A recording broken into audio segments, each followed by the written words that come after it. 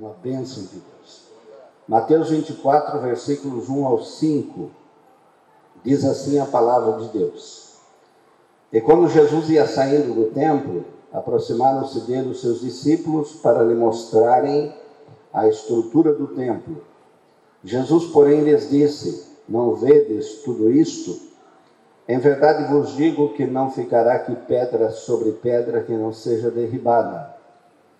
Estando assentado no Monte das Oliveiras, chegaram-se a ele os seus discípulos, em particular, dizendo: dize-nos quando serão essas coisas, e que sinal haverá da tua vinda e do fim do mundo?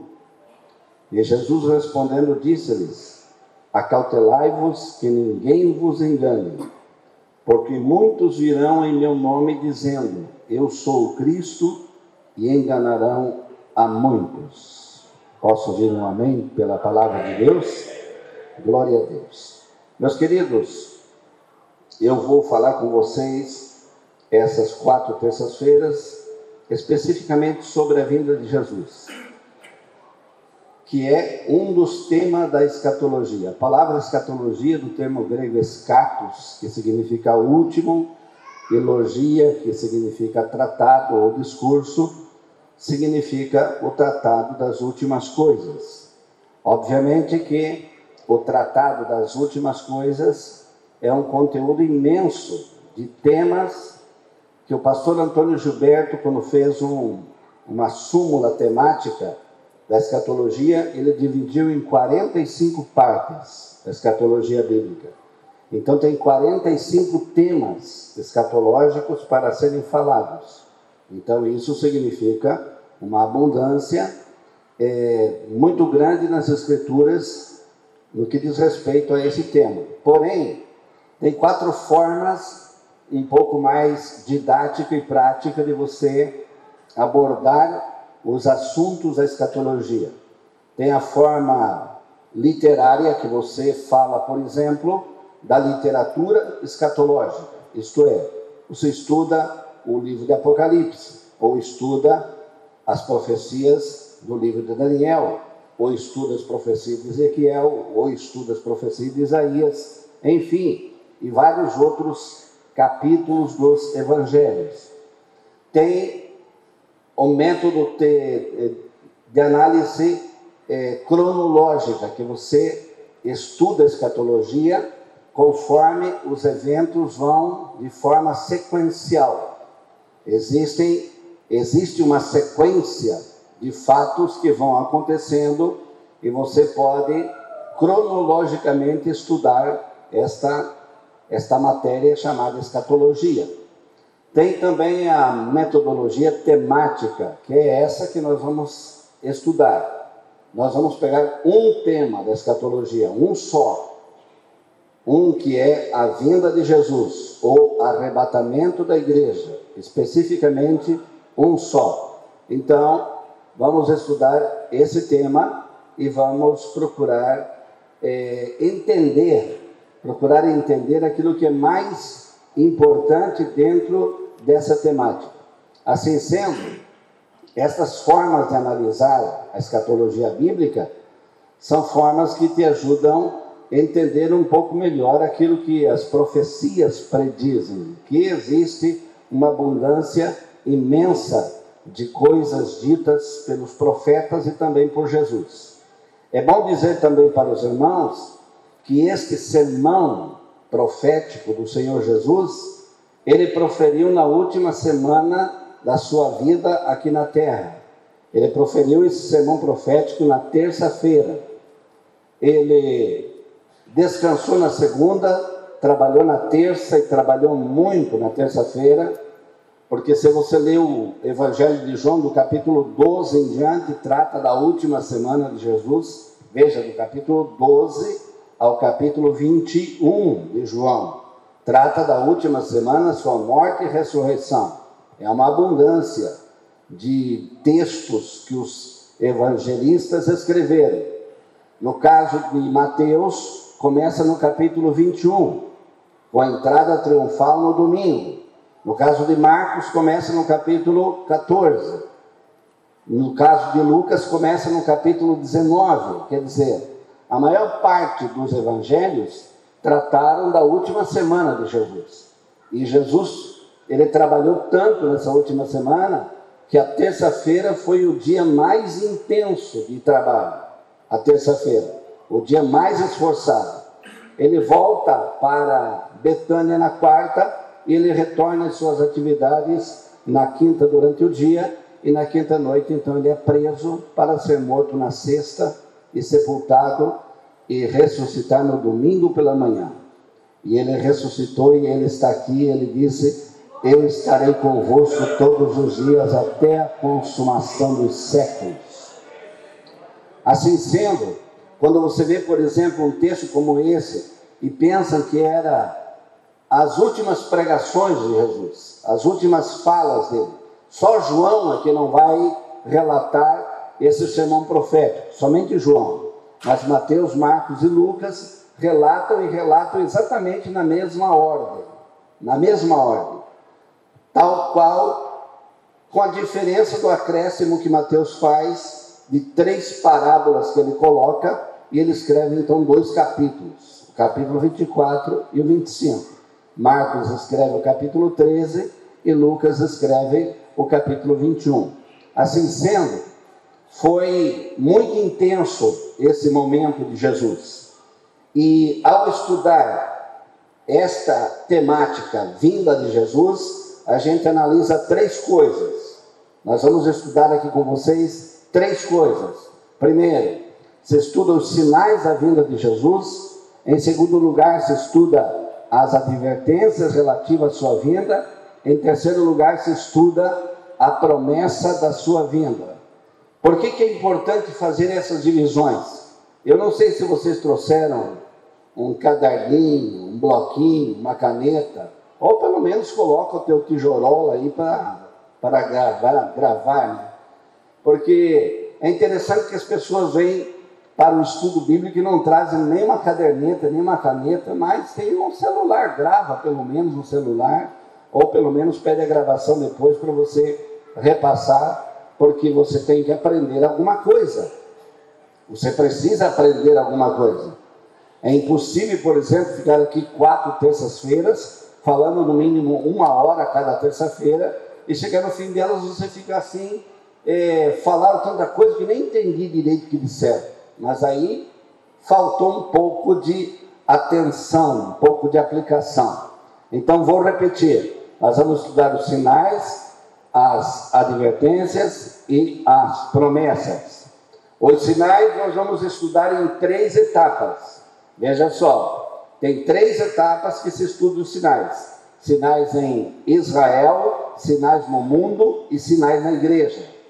É importante você entender esse conteúdo. Por que é necessário sinais? Por que precisa de sinais? Hoje eu vou dar uma introdução geral ao assunto, para que você possa, pelo menos, vamos dizer assim, sentir um gostinho do que significa esse tema. E na próxima terça-feira, de repente, a gente venha um pouco mais preparado, né? Venha com um caderninho para anotar, uma caneta, ou venha com um celular para gravar, qualquer coisa assim. Acontece que é necessário os sinais, porque em Mateus 24 e 36 está escrito: daquele dia e hora ninguém sabe, mas unicamente meu Pai que está nos céus. Quando Jesus disse, daquele dia e hora ninguém sabe, mas unicamente meu Pai que está nos céus, ele estava falando como filho do homem. Estava falando como filho do homem, não como Deus. Porque como Deus, o Espírito Santo sabe, o Filho sabe e o Pai sabe. Se ele disse daquele dia e hora ninguém sabe, isso evidentemente sugere que existe um dia e uma hora para o arrebatamento da igreja. Eu vou repetir para você. Se o texto diz que daquele dia e hora ninguém sabe, sugere claramente que existe um dia no calendário de Deus e uma hora no cronômetro de Deus para acontecer o arrebatamento. Se você pensar em alguém organizado, se você pensar em alguém metódico, se você pensar em alguém rígido no que diz respeito à precisão das coisas, este alguém chama-se Deus. Deus é absolutamente organizado. Nenhuma coisa acontece por acaso. Nenhuma coisa o surpreende, pois ele é onisciente. Nenhuma coisa, por exemplo, aconteceu sem que ele tenha efetuado um comando para tal coisa acontecer. E o evento do arrebatamento da igreja é o maior evento que existe na história da humanidade depois do nascimento e morte e ressurreição de Jesus. Você gosta de promessa? Então eu sugiro que você compre um dicionário de promessas bíblicas, que tem mais de 8.600 promessas na Bíblia. Mais de 8.600 promessas nas Escrituras. E você sabe qual é a promessa mais antiga?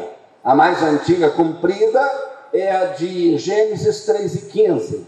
Nascerá um da semente da mulher que esmagará a tua cabeça. Tu lhe ferirás o calcanhar, mas ele esmagará a tua cabeça.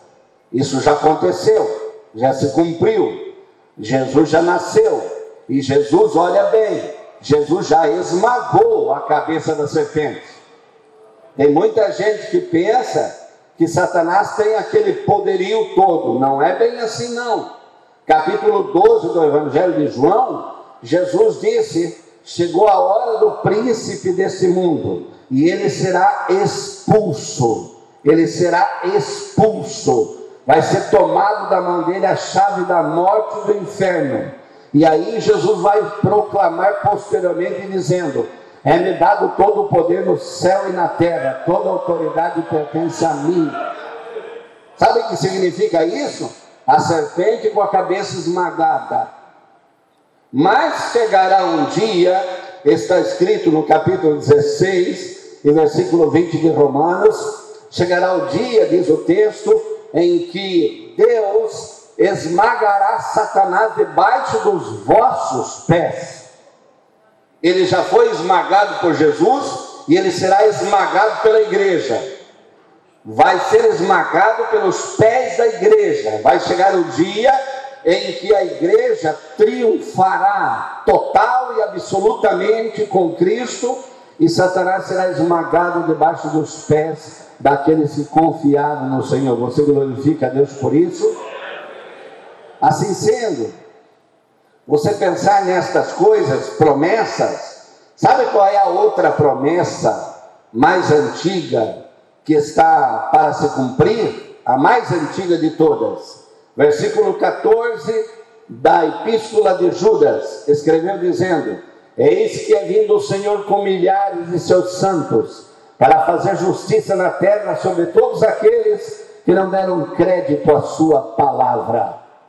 Olha bem, eis que virá o Senhor com milhares de seus santos.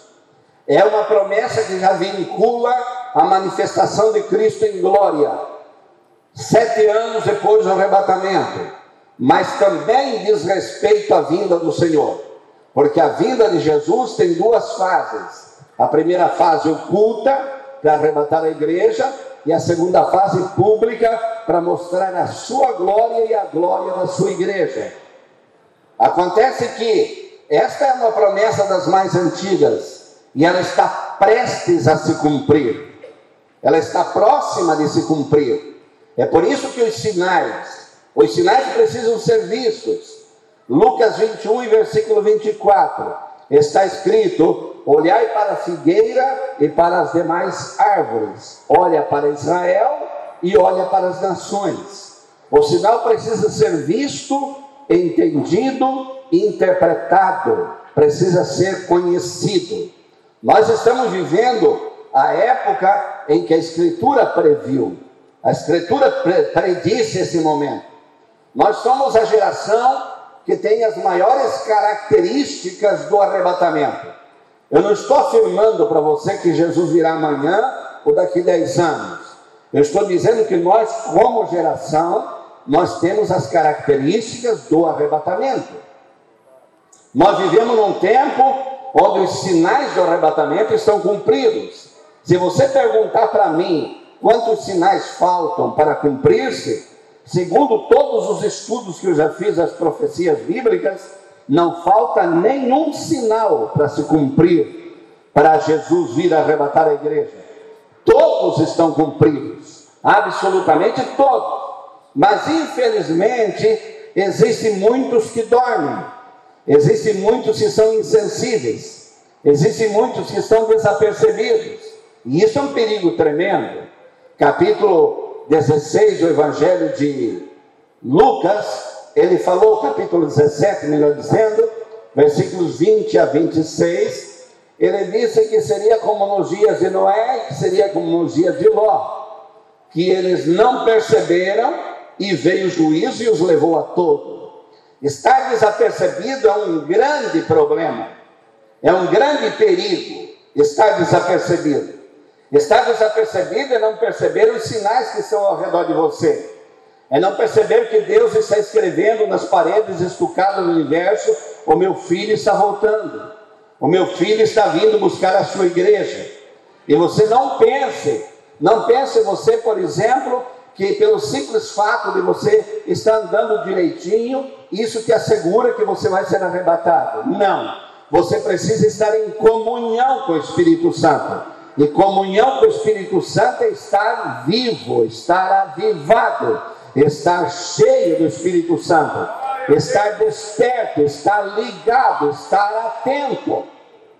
Ninguém que tem o Espírito Santo fervendo na sua alma vive, por exemplo, desatentamente, despercebidamente, como uma ovelhinha desgarrada que está prestes a ser comida pelo lobo. Não. Quem tem o Espírito de Deus na vida, Jesus Cristo disse em 6,63 de João: o Espírito vivifica todas as coisas.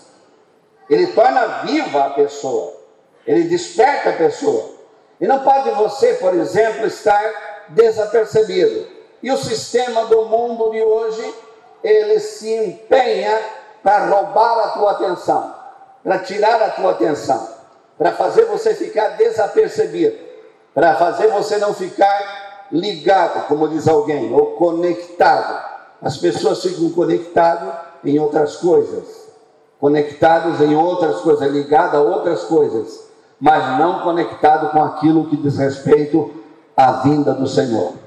Assim sendo, no capítulo 24 de Mateus, tem uma sentença pior ainda, mais difícil, versículos 44 a 49.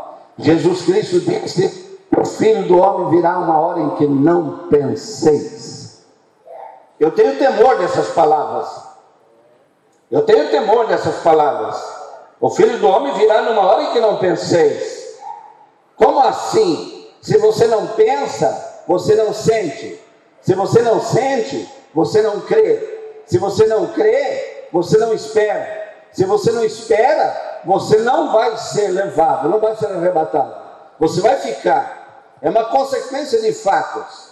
Assim sendo, eu devo me preocupar. Capítulo 18 de Lucas, versículo 8, Jesus disse: quando o Filho do Homem vier, porventura achará fé na terra? Fé de que tipo? Fé do tipo daquela da parábola da viúva que insistiu com o juiz até que ele fizesse justiça. Fé que resulta na capacidade de segurar firme e se manter firme. O que estão fazendo hoje? Ora por mim, me ajuda aí, vai visitar na minha casa, faz culto lá em casa, porque a coisa está ruim. Por que não faz você?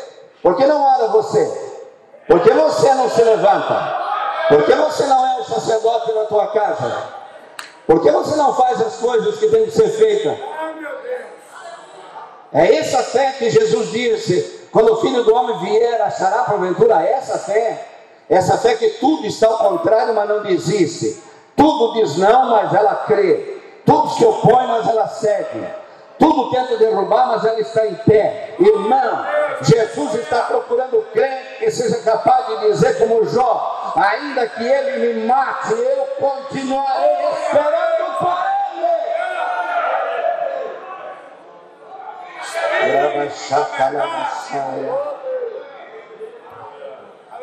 Oh, glória a Deus.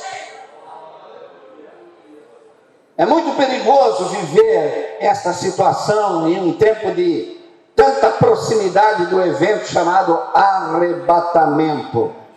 É muito perigoso, porque eu quero dizer para você, você não tem que se preparar para o arrebatamento, você tem que estar preparado. Ah, não, mas quando tocar a trombeta eu me preparo. Quando tocar a trombeta já era, meu filho. Já era. Capítulo 15, versículo 52 de 1 Coríntios, Paulo disse: num momento, num abrir e fechar de olhos, seremos transformados. Sabe o que significa abrir e fechar de olhos? 7/10 de um segundo. 7/10 de um segundo é o tempo que o Espírito Santo vai levar para transformar esse teu corpo, esse meu corpo material, em um corpo espiritual, e me desligar do processo gravitacional da Terra e fazer-o começar a subir. E aí então simplesmente começa a subir na direção daquele que está em pé na nuvem esperando a sua igreja. 7/10 de um segundo. Pisca, irmão, e você nem viu que piscou. Não dá tempo. Mas os sinais servem para quê? Servem para prevenir esta surpresa, para que você não seja surpreendido. Serve para isso os sinais. Os sinais são exatamente elementos que indicam a aproximação. Quando Paulo disse num momento, no termo grego, cronosátomos, ele estava falando na era do átomo. Diz para mim, quantas décadas fazem que o átomo foi manipulado? Faz 100 anos, irmãos, que o átomo foi manipulado. Que o átomo, a partícula mínima da matéria, foi descoberta como energia. E hoje eles partem o átomo em 8 partes e canalizam, transformam em energia. E é uma das energias mais poderosas que existe no universo, o átomo. E nós vivemos a era do átomo. E aí você vai para as profecias, vai olhar para a Bíblia e vai ver que o tempo vai afunilando. Capítulo 12, versículo 4 de Daniel. O que está escrito lá? Sela esse livro e sela essas palavras até o tempo do fim.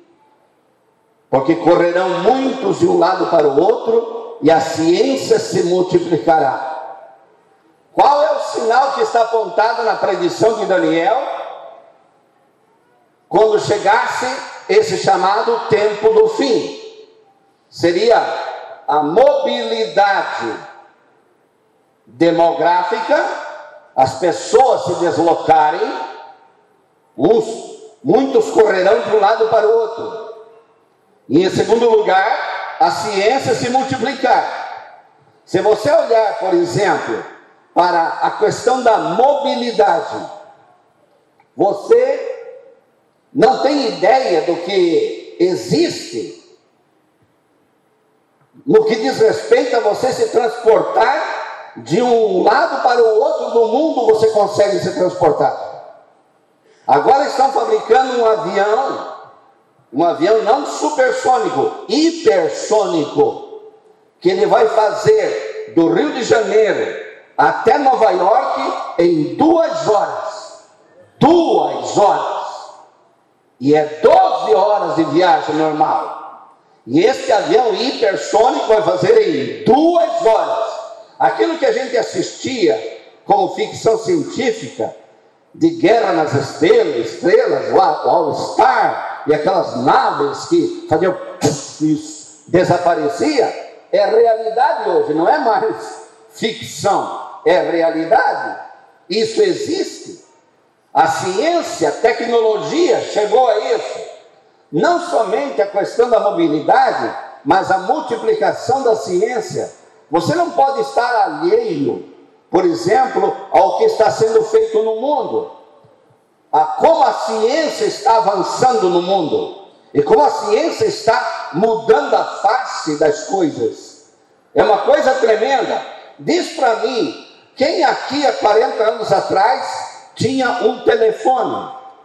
Para você comprar um telefone há 40 anos atrás, tu tinha que ter dinheiro para comprar uma casa nova.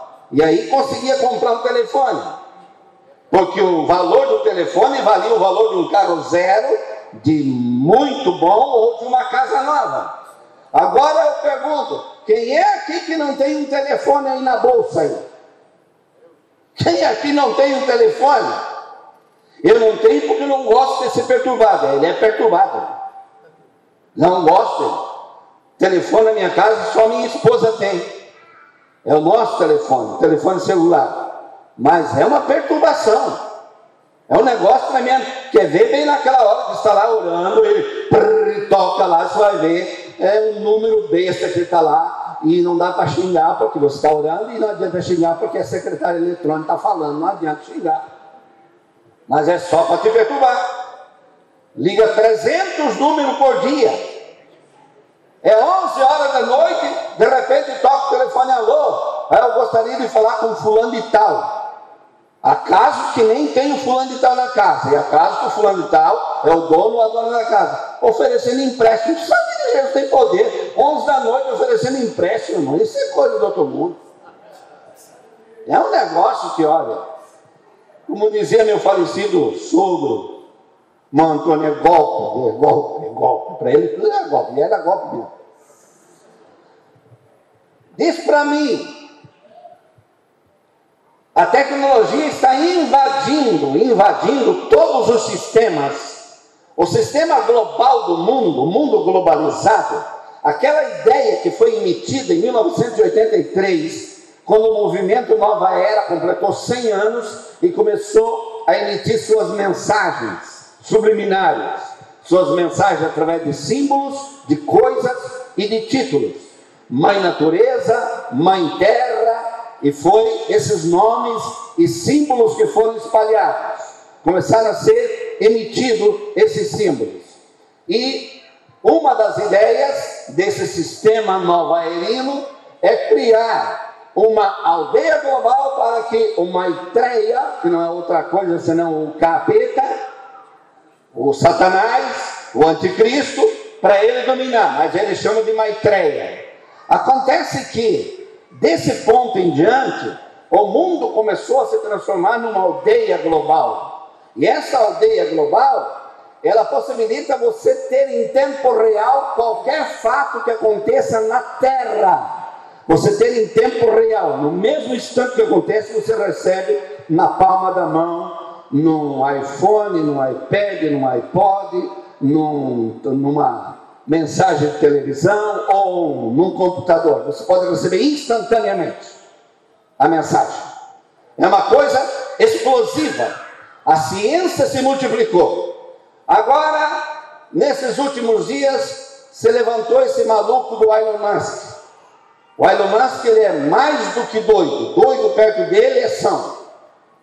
Ele disse recentemente, publicamente, para as TVs do mundo inteiro, dizendo: eu vou até na porta do céu e vou dizer para Deus que eu me rebelo contra ele, e eu sou contra ele, e eu vou mostrar para ele que nós, os humanos, somos mais do que ele pensa.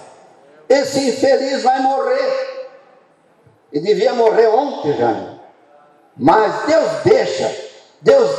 dá tempo, Deus dá corda para esse tipo de gente, porque eles se acham. O Elon Musk simplesmente, ele está criando, mas foi freado pelo Tribunal das Nações Unidas, ele foi barrado, porque ele queria criar um sistema de robôs, de humanoides, para substituir pessoas. E aí se levantou-se então a turma dos direitos humanos, a turma das questões religiosas também se levantaram. Imagina o mundo ser dizimado, a humanidade, e ser um mundo de humanoides, de robôs. E aí apareceu uma humanoide, uma mulher, até que a miserável era bonita. Exatamente uma mulher, não pense que era um negócio feio, estático, com o olho regalado assim. Tem umas aí que fazem uns procedimentos colocam silicone aqui, puxa um fio ali e faz umas coisas que elas ficam tudo regaladas, ficam mais feias que aquele humanoide. Que ela pisca o olho e mexe a orelha, né? É um negócio esquisito. Esse dia tinha um cara viajando no avião, e daí estava sentado perto de uma mulher, e a mulher com o olho regalado assim. E ele olhava para ela, ele fazia assim, e ela não se mexia. Aí ele chamou a aeromoça, acho que morreu. Aí ela chegou, não está morta não. É que ela fez muito procedimento e não fecha mais o olho. Cortou um pedaço em cima, um pedaço embaixo, não tem mais pálpebra para fechar, ficou regalado, está dormindo. E ele olhava para a cara dela, está dormindo. Dormindo com os olhos abertos. É um negócio sensacional, né? Então, o que eles estão fazendo é extraordinário. Aí o Will Smith, aquele ator americano, ele foi privilegiado, entre aspas, para fazer uma entrevista com a humanoide. E daí ele chegou perto dela e começou a conversar. Irmão, imagina você, é uma máquina, certo? Mas tem neurônios humanos. Raciocina, discute, questiona, explica, define, responde, faz tudo. Se você não souber que é um humanoide, você chega e olha e acha que é uma pessoa. Só que se você tocar com o dedo, vai ver que é de silicone, não é pele, é silicone. E daí o Will Smith falando com ela, conversando, falando vários assuntos. Aí ele disse assim para ela, assim, sabe que você é bonita? Ela disse, obrigado. E ele disse, ele é meio galanteador, ele disse até que a gente poderia ter um pouco mais de intimidade. Você deveria me permitir dar um beijo em você, te beijar na boca. E ela disse, nós não temos tanto conhecimento para tal intimidade. Olha só, irmão.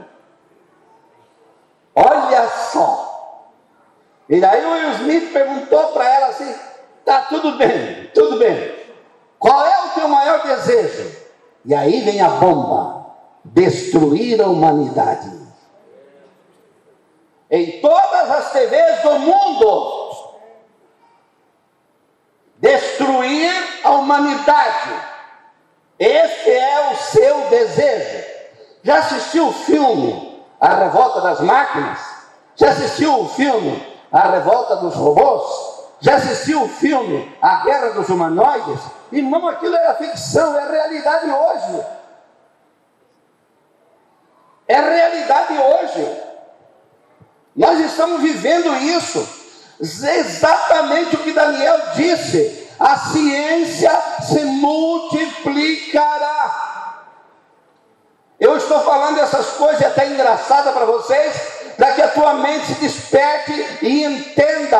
A multiplicação da ciência já é um fato cumprido como sinal da vinda de Jesus. Não há mais o que esperar. Eles conseguem revitalizar um membro decepado, eles conseguem revitalizar, colocar um braço mecânico com sensibilidade sensorial. Eles agora inventaram um chip que coloca na nuca da pessoa paralítica e outro chip que coloca na coluna da pessoa paralítica, e aí a pessoa pensa em andar, o chip da nuca transmite para o chip da coluna, que está na hora de levantar, e as pernas se levantam e a pessoa sai andando paralítico. E não é milagre, é ciência. Por esse motivo, já há algumas décadas, famílias nomes no mundo, eles mandaram congelar os corpos de pessoas importantes deles, a 200 graus Celsius, a 200 graus negativo, porque eles acreditam que um dia a ciência poderá ressuscitar os corpos dessas pessoas, e eles pagam bilhões de dólares para manter isso. E aí eu olho para você para você, eu olho para você, eu olho para mim. Nós temos isso de graça. Nós vamos ser ressuscitados de graça. Nós vamos ser transformados de graça. Tem uns doidos vendendo terreno em Marte. Imagine você, irmão. Tem uma empresa em São Paulo que vende terreno em Marte. Tem brasileiro comprando terreno em Marte. Para que, quando a terra não der mais conta, eles iam morar numa barraca oxigenada, num galpão oxigenado. E você tem uma cidade não feita por mãos, mas eterna no céu.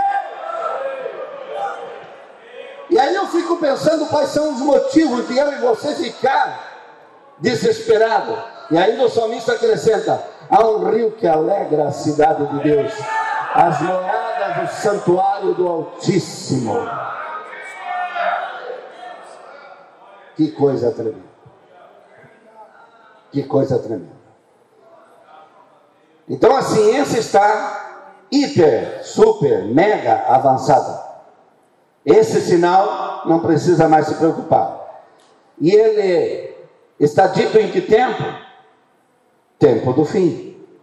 Mas aí você vai para Timóteo, primeira epístola. Você pode abrir a tua Bíblia? Primeira epístola de Timóteo, você vai ler no capítulo 4.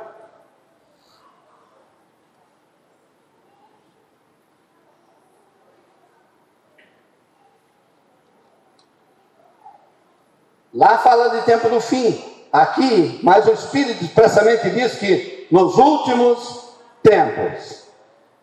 Quer dizer, as últimas fases daquele tempo do fim.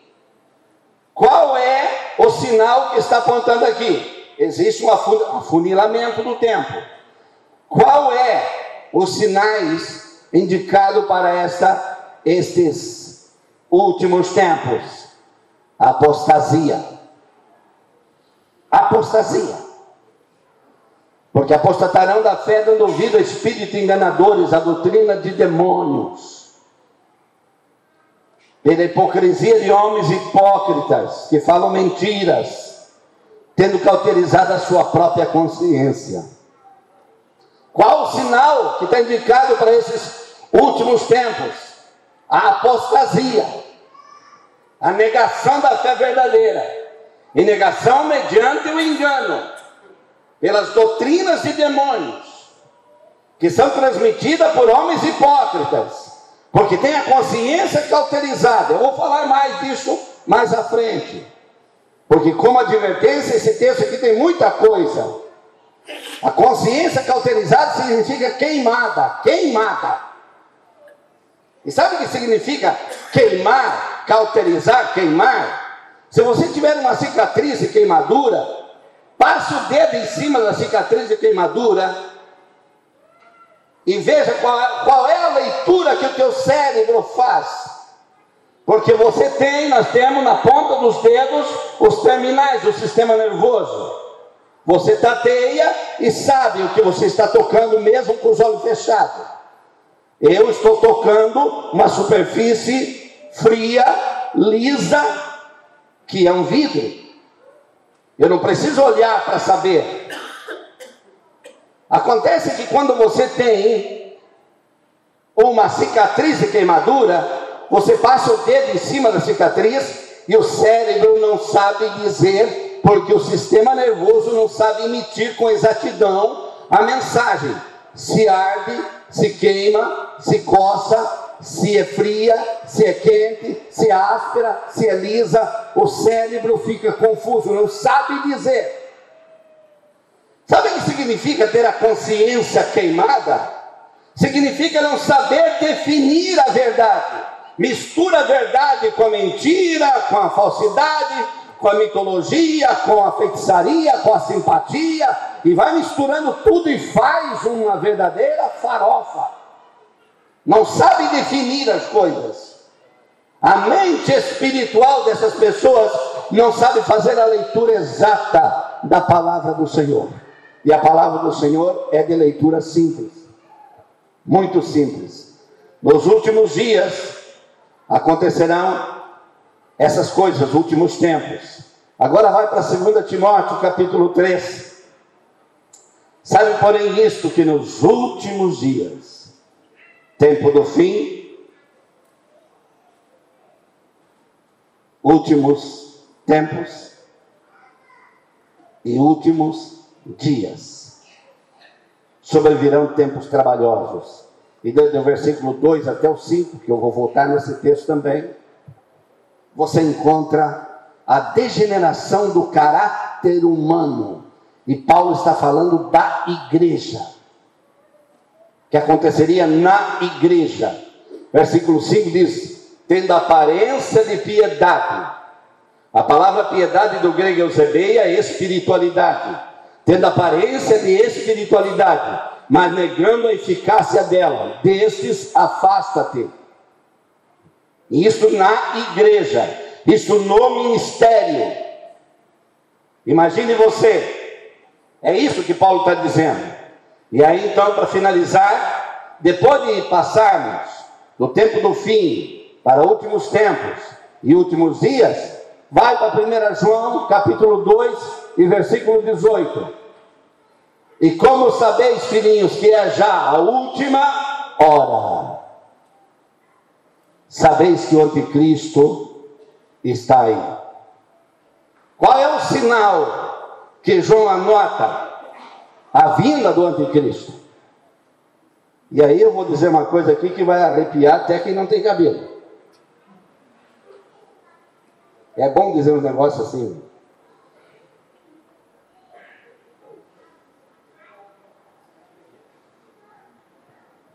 A igreja vai conhecer o anticristo, principalmente a igreja que vive atenta espiritualmente, que não está desapercebida. Ah, pastor, mas o que é isso? Se não conhecer esse bicho aí, ele vai pegar nós. Ah, então a igreja vai passar pela grande tribulação? Não é isso que eu estou dizendo. Porque tem os pregadores aí dizendo que a igreja vai passar pela grande tribulação. Não, a igreja não vai passar pela grande tribulação. A igreja vai experimentar o princípio das dores, mas não a grande tribulação. Porque a grande tribulação não tem como você explicar. Jesus disse: nunca houve nem haverá tempo semelhante àquele. E Jesus disse mais: se não fosse abreviado aqueles dias, nenhuma carne se salvaria. Quer dizer, não ficaria ninguém vivo para entrar no milênio, na grande tribulação. De tão severo que será o juízo, de tão severo que será a pressão, a perseguição, a mortandade. Agora, o princípio das dores é outra coisa. 24 e 8 de Mateus. O princípio das dores, no termo grego, está escrito princípio das dores da parturiente. Não é a primeira as dores que dizem que o bebê vai nascer. É quando as dores se intensificam e o espaço entre uma e outra diminui. É a intensidade com que se repete que é o sinal que o bebê vai nascer. E aí Jesus fala de pestes, fome, terremotos e todo tipo de coisa, e guerras e muito mais. E aí você vai dizer: mas pastor, sempre houve guerra no mundo? Nunca como agora. Sempre houve peste no mundo? Nunca a nível mundial. A primeira foi o Covid. A nível mundial, a primeira foi o Covid. Teve o ebola, a peste negra, a gripe espanhola, a peste do frango, a gripe suína, a febre aftosa da vaca, e tem por aí tudo. A doença do macaco, do gato, do rato, e tem doença de todo tipo. Mas nunca na história da humanidade houve uma peste a nível mundial. A primeira foi o Covid. Está vindo uma outra aí, que eles chamam de Yaris, que já está em 39 países. Já está em 39 países. O nome é Yaris, se não estou equivocado, é Yaris, sim. Está avassalando o mundo. Esse tipo de coisa que está escrito. Mas terremoto, pastor. No século XII, quando começaram a computar os movimentos sísmicos, eles anotaram 84 terremotos. No século XX, eles anotaram 6.322 terremotos. Na primeira década do século XXI, presta atenção, na primeira década, 2000 a 2010, mais de 1 milhão de terremotos na Terra. Em 10 anos, põe isso na tua cabeça, 10 anos, mais de 1 milhão de terremotos na Terra. O que isso diz? Ele está voltando. Ele vem aí. E olha, quando ele vier, irmão, não vai ter desculpa. Não tem conversa. Porque os sinais são abundantes. Os sinais são abundantes. Os sinais são tremendos. E como vai ser uma coisa rápida, eu te aconselho, não se prepare, esteja preparado. Esteja preparado. Há 30 anos atrás se pregava sobre arrebatamento para botar medo nos crentes. Os crentes vinham tudo para frente assim, tremendo de medo. Aí ia de noite em casa, chegava de noite em casa, todo mundo pedia perdão para o outro para ir dormir, se ele viesse de noite para levar. Era um negócio esquisito. Para tomar banho, tomava banho rápido. Ele veio e estou sem roupa, fico. Para dormir, dormia com o negócio apertado aqui, no pescoço e até na canela. Se ele vier, eu estou coberto. Grande coisa. Grande coisa. Quantas situações da vida você vai estar e você terá que estar preparado. Não é simplesmente uma questão de estereótipo exterior. É uma questão de você estar em comunhão com o Espírito Santo, porque é Ele que vai arrebatar você e levar você ao encontro do Senhor.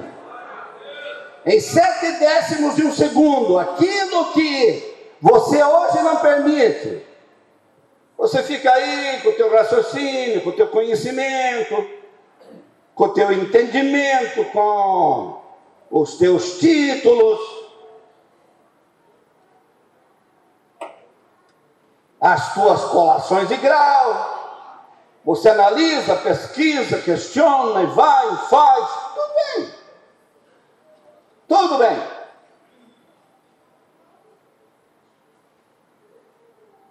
Não pregamos para que a igreja tenha medo.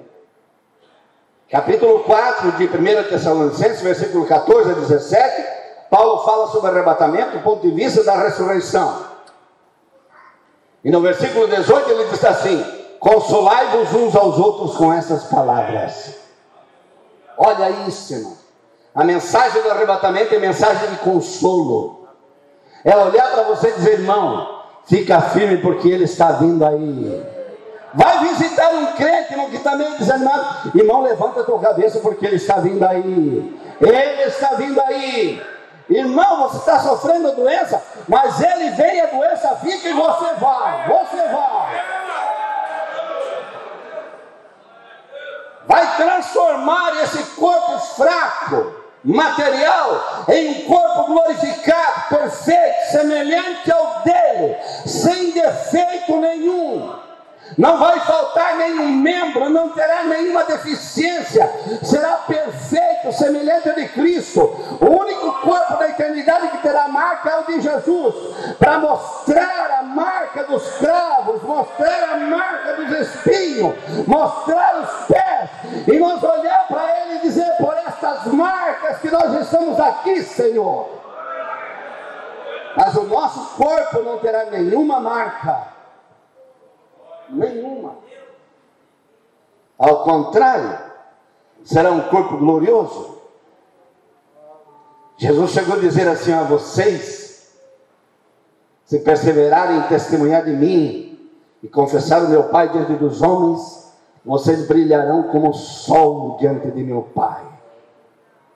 Tu já pensou no brilho do sol? Brilharão como o sol. Capítulo 15 de 1 Coríntios, versículo 42 em diante, Paulo fala das estrelas. E Paulo diz que as estrelas, elas são diferentes em glória uma da outra. Assim será também o corpo daqueles que receberão o corpo espiritual.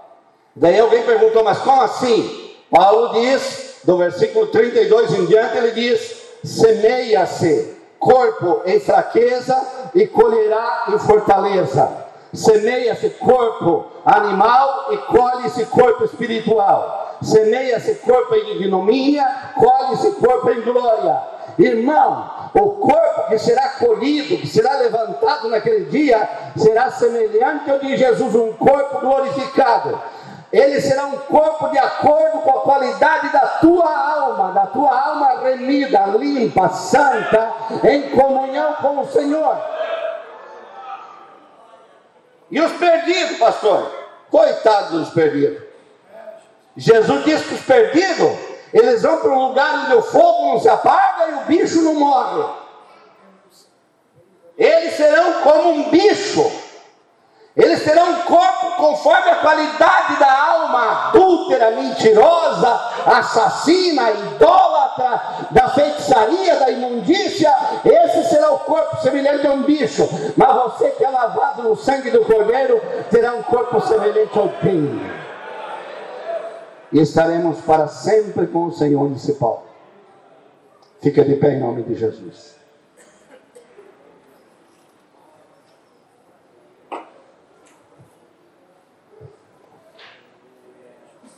Quando você pensar no arrebatamento, você tem que pensar com um sorriso. Já pensou, irmão? O privilégio que será ser arrebatado e não passar pela morte? Capítulo 15 de 1 Coríntios, versículo 55. Quando os mortos forem ressuscitados, porque está escrito que os mortos serão ressuscitados, e em seguida nós seremos transformados. Nós os que estivermos vivos. Os mortos vão dizer assim: onde está, ó inferno, o teu poder? E os vivos que serão transformados vão dizer assim: e tu, ó morte, onde está o teu aguilhão? E os dois grupos juntos dirão: graças damos a Deus pela glória do nosso Senhor Jesus Cristo. Nós subiremos cantando para o céu. Subiremos exaltando ao Senhor. Aí você terá mente perfeita, você terá sentimento perfeito, você terá audição perfeita, visão perfeita, sensibilidade perfeita, tudo é perfeito. Essa coisa que você diz, vou chegar lá e quero perguntar para Deus, quem é o Moisés, quem é o Paulo, quem é o Josué, não precisa. Você vai chegar e olhar e saber que é Josué, Paulo, Moisés, João. E não precisa nem perguntar nada, porque não precisa falar no céu. No céu não precisa falar para se dar a entender. Como assim, pastor? É exatamente assim. Sim, mas não vão falar? Claro que vão falar. Glória, aleluia, amém, graças a Deus. Vão falar sim. É bom ir treinando já daqui, vai ensaiando aqui já. Porque lá você vai ter que dizer muito disso. Não precisa falar. Porque aquilo, Paulo disse, aquilo que é em parte deixará de ser em parte. E assim como sou conhecido, conhecerei. Deixará de ser em parte e será totalidade. 2:17, 1 Coríntios, Paulo disse que nós temos a mente de Cristo em parte. Lá você terá a totalidade da mente. Aqui, você é um ser consciente. Lá, você é um ser ciente, que está debaixo do onisciente, abaixo de Deus. Mas não precisa ninguém explicar nada para você. Mas isso está na Bíblia? Claro que está. Capítulo 16 de João, versículo 20 a 23. Só lê, está ali. Jesus disse: agora vocês choram, gemem, se angustiam, e o mundo zomba de vocês. Mas não será sempre assim de ser. É como a mulher que está para dar à luz. Ela sofre as dores, mas depois, quando nasce o filho, pelo prazer de ter nascido um homem no mundo, ela esquece da dor que teve. Assim será também convosco. E aí termina o texto dizendo assim: e naquele dia nada me perguntareis. Se você duvida, leia 16 e 23 de João. Naquele dia nada me perguntareis. Não haverá pergunta por duas razões. Primeiro, não precisa. Segundo, você vai estar vendo Jesus pela primeira vez, face a face. E aí nós vamos ver o Pai assentado no trono, aí nós vamos ver o Espírito Santo assentado no trono, e nós vamos adorar a Trindade Augusta para todo sempre. Para todo sempre.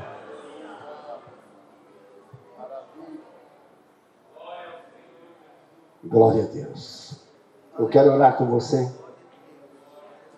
De repente tem alguém aqui essa noite que ainda não tem uma decisão inteira, total, por Cristo, e precisa de uma oração. Poderá ser que você esteja assim, um tanto desanimado, nem acreditando muito. Mas a verdade é que o que eu falei para você vai acontecer. Se você não acreditar, problema teu. Quando acontecer, você vai dizer, aquele italiano falou a verdade. Vai acontecer. Porque está escrito na Bíblia.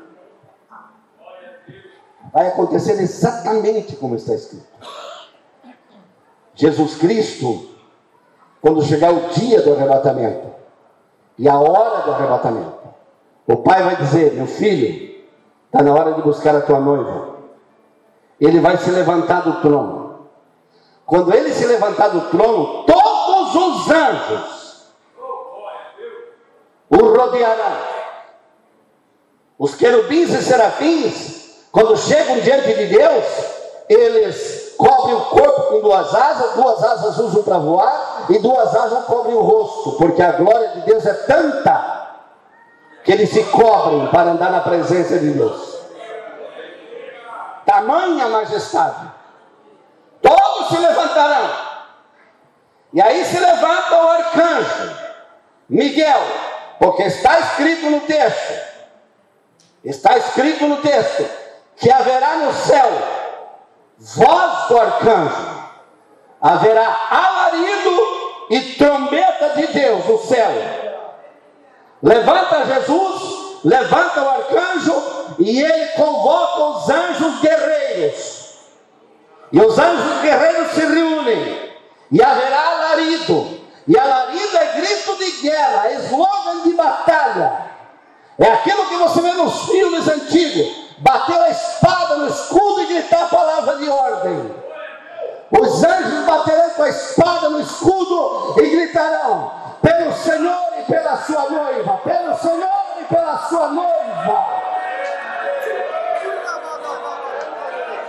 Em 5 e 28 e 29 de João está escrito: chegará a mesma hora em que os mortos ouvirão a voz do Filho de Deus. A trombeta tocada é a convocação. E aí então vem Jesus com todo o seu séquito, com todos esses anjos. E esses anjos vêm para quê? Para tirar todos os demônios que contaminam a atmosfera, para limpar o espaço, porque a noiva do Cordeiro vai subir. E aí o Espírito Santo aqui na terra, ele já soltou o poder. Tudo, ele está dentro de você, imprensadinho ali, mas ele está só esperando aquele dia. Quando chegar, ele solta o poder que tem, ele traspassa o teu corpo e faz você ser um ser espiritual.